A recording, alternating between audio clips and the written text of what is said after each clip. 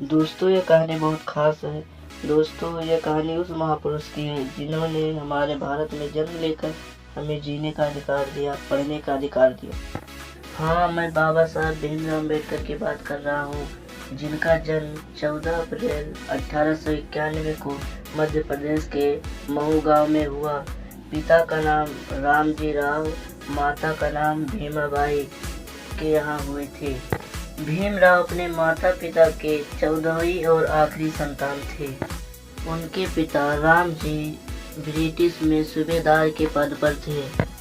उनका परिवार महार जाति से था, जिसे लोग बहुत ही निचली जात मानते थे। उनका परिवार मराठी था, जो महाराष्ट्र के रत्नागिरी जिले में अम्बावड़ी गांव से था।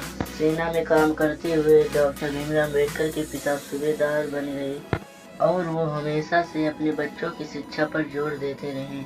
कुछ दिन बाद उनके पिता सेना से रिटायर हो गए और परिवार को लेकर सटारा चले गए और वहाँ कुछ दिन रहने के पश्चात माता भीमाबाई का बीमारी के कारण देहांत हो गया और अंबेडकर के सहित 14 भाई बहनों की देखभाल उनके चाचे ने किया। छुआछूत और घृणा के कारण डॉक्टर भी मरीजों का इलाज बिना छुए दूर से ही करते थे, जिसके कारण अंबेडकर के 14 भाई बहनों में से 3 भाई और 2 बहन बचे।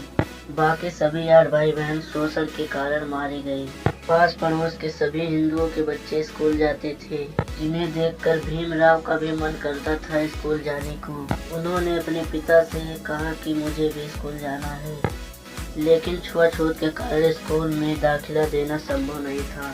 मजबूर होकर उनके पिता रामजी राव एक ब्रिटिश सेना अधिकारी के पास गए और उनसे विनती की कि उन्होंने जीवन भर सरकार की सेवा की है और बदले में उनके बच्चों को स्कूल में एडमिशन न मिलना बहुत बड़ा अन्याय होगा। लेकिन यह स्कूल में छुआछूत के कारण भीमराव को सबसे अलग बैठाया जाता था और उन्हें पानी पीने के लिए नल का प्रयोग भी नहीं करने देते थे। दूर से एक चपरासी पाइप के जरिए उनके हाथ तक पानी पहुंचाता था।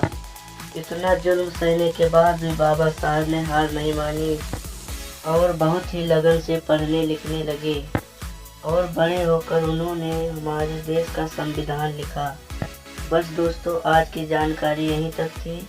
ऐसे ही और जानकारी के लिए हमारे चैनल को सब्सक्राइब करें और बेल आइकन दबाएं और कमेंट में बताएं आपको यह वीडियो कैसा लगा।